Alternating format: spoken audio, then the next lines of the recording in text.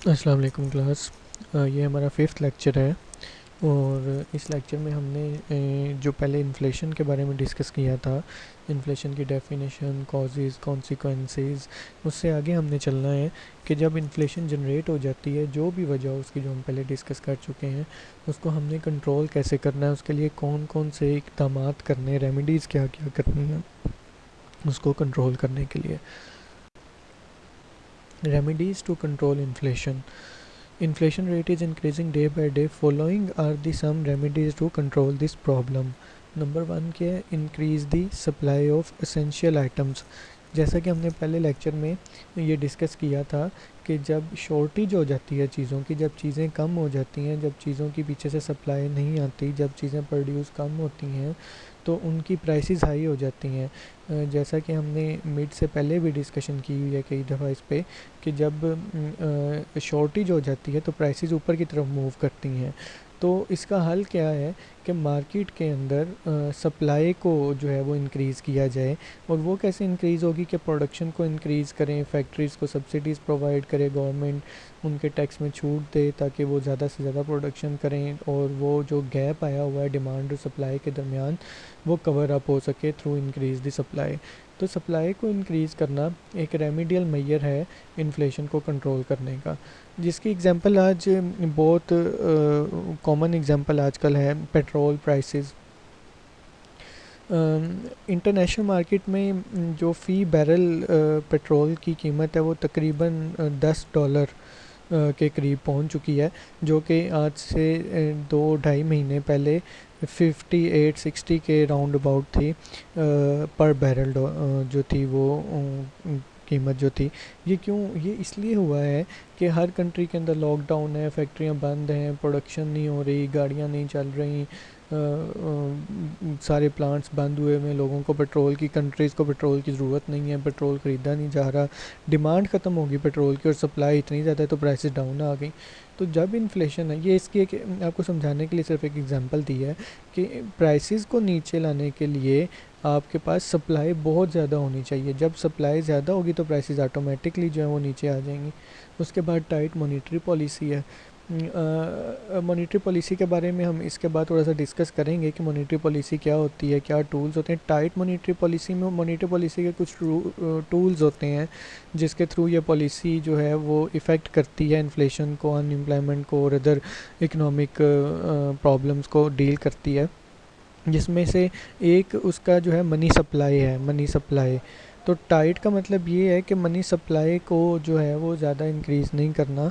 और इसके बाद रेट ऑफ इंटरेस्ट भी इसका है कि रेट ऑफ इंटरेस्ट ज़्यादा हाई रखना है. तो ये टाइट मॉनेटरी पॉलिसी है इन्फ्लेशन को कंट्रोल करने के लिए. उसके बाद रिड्यूस गवर्नमेंट एक्सपेंडिचर्स हैं. गवर्नमेंट एक्सपेंडिचर अपने रिड्यूस करे ताकि लोगों के पास पैसा कम आए, लोग कम खर्च करें. एग्रीगेट डिमांड जो इतनी इंक्रीज़ हुई थी वो उसको थोड़ा कंट्रोल करें ताकि डिमांड और सप्लाई के दरमियान जो गैप जनरेट हुआ हुआ है उसको कवर अप कर सकें. फिर reduce public boring by government. जो गवर्नमेंट बोरोइंग करती है अपने एक्सपेंडिचर्स को पूरा करने के लिए वो कम की. इससे पहले हमने ये देखा कि गवर्नमेंट अपने एक्सपेंडिचर्स कम करे. जब गवर्नमेंट एक्सपेंडिचर्स ही कम करेगी तो उसको बोरोइंग भी कम करनी पड़ेगी. Control deficit financing. Deficit financing ये होता है कि मनी सप्लाई को या पैसे को जनरेट करने के लिए, नोट छापने के लिए रूल ये है कि जितने का आपने नोट छापना है उसकी मालियत के बराबर आपने सोना जो है वो या कोई और कीमती धात आपने रिज़र्व रखनी है स्टेट बैंक के पास, कमर्शियल बैंक के पास.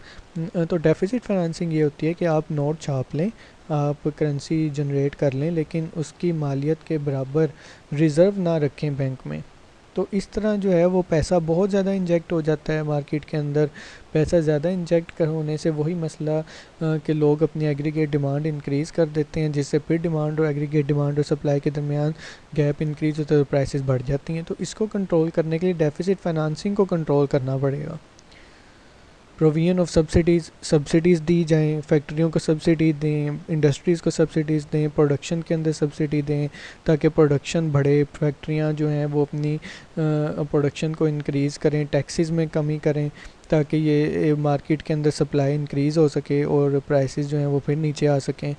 उसके बाद एक्सप्लोर न्यू एनर्जी सोर्सेज जिस तरह solar energy, wind energy and construction of new dams. ये तमाम जो हैं ये प्राइसेस को कम करने में मदद फ्राहम करते हैं। फिर पॉपुलेशन कंट्रोल है। जिस जिस तरीके से आबादी तेज़ी से बढ़ती जाएगी उस तरह जो है वो एग्रीगेट डिमांड के अंदर इजाफा होता जाएगा। रिसोर्सेज तो अंडर डेवलप कंट्रीज़ के इतनी तेज़ी से नहीं बढ़ते जितनी तेज़ी से पॉपुलेशन इंक्रीज़ होती है। तो रिसोर्सेज उधर ही हैं, पॉपुलेशन इंक्रीज़ हो जा रही है, सप्लाई जनरेट नहीं हो रही, प्रोडक्शन हमारी फैक्ट्रियाँ नहीं लग नहीं रही, लोग बढ़ते जा रहे हैं चीज़ों को कंज्यूम करने वाले।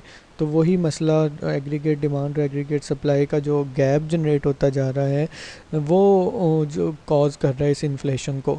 तो इसका हल ये है कि आबादी को कंट्रोल किया जाए ताकि जो है ये इन्फ्लेशन जो है ये कम शरह से इंक्रीज़ हो।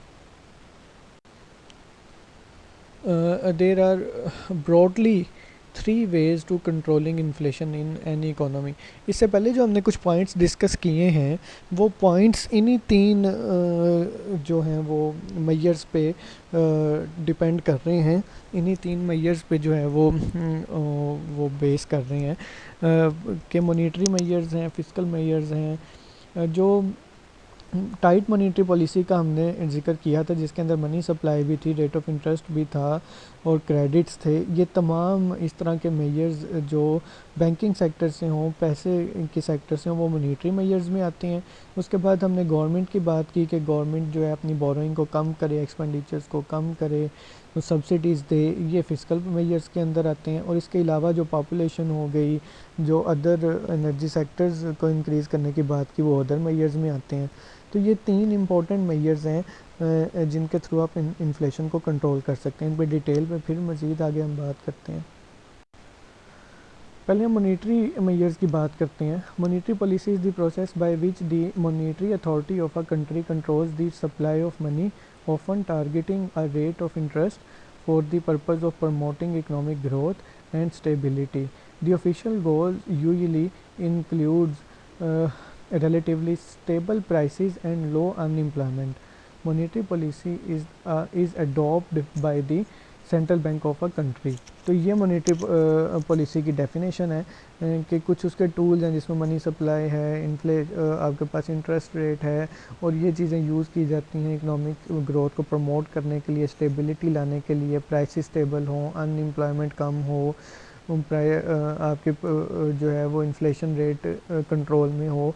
ये तमाम जो हैं ये मॉनेटरी मेजर्स के अंदर आते हैं। अब इसमें कौन कौन सी चीज़ें हैं कि मॉनेटरी मेजर्स के अंदर हम कैसे इन्फ्लेशन को कंट्रोल कर सकते हैं। Most central banks use high interest rates as the traditional way to fight और prevent inflation.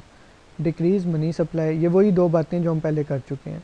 Decrease availability of credit from banks, decrease currency control. ये तमाम मॉनेटरी मेजर्स हैं अपने किसी भी कंट्री के अंदर इन्फ्लेशन को कंट्रोल करने के लिए।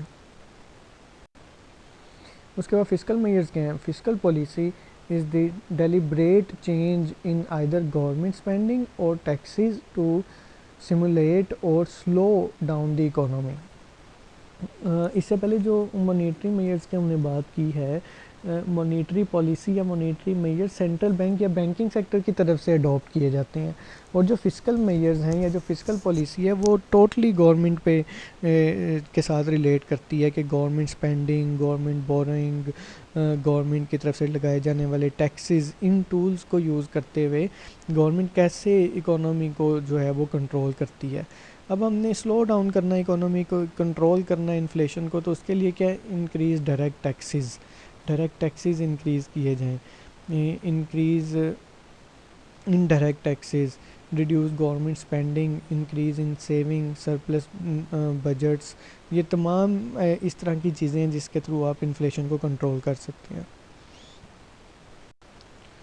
डायरेक्ट और other measures, it means the step of government like rationing of goods and freezing of price and wages. The government can also increase voluntary saving of people by giving them various incentives.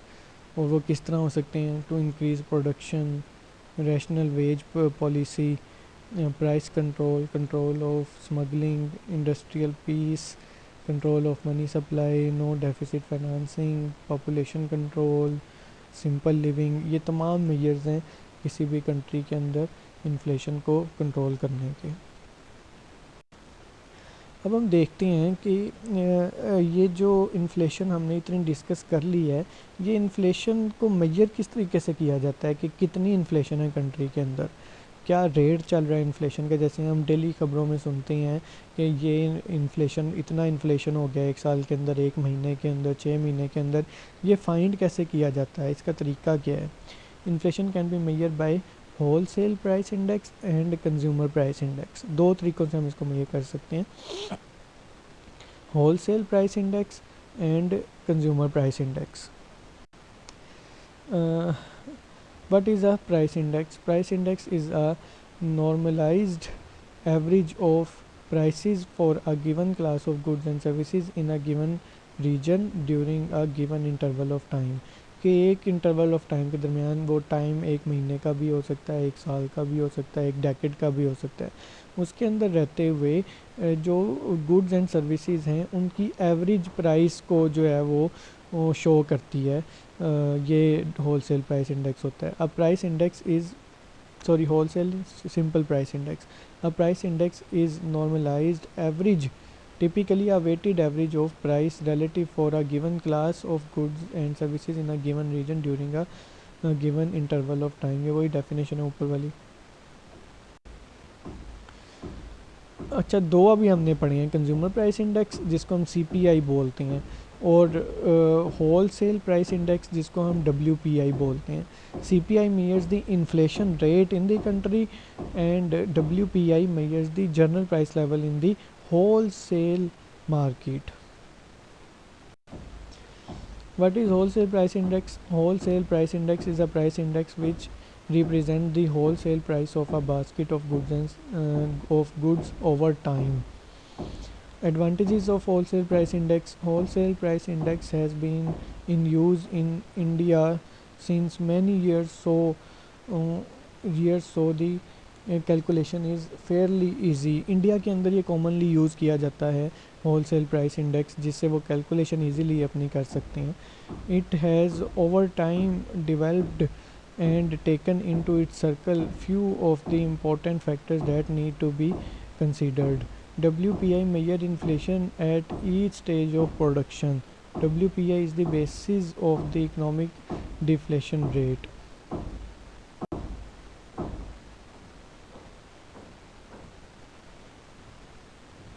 So disadvantages behind WPI के WPI is said to give lots of erroneous results। It ignores the service expenses etc which are more dominant expenses today। It gives the view till the level of the wholesaler। India is a country with diverse consumer behavior।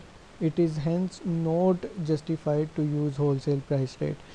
India जो है most commonly WPI को use करता है, और ये उसका disadvantage India के example दे के बताया जा रहा है कि India is a country with diverse consumer behaviour.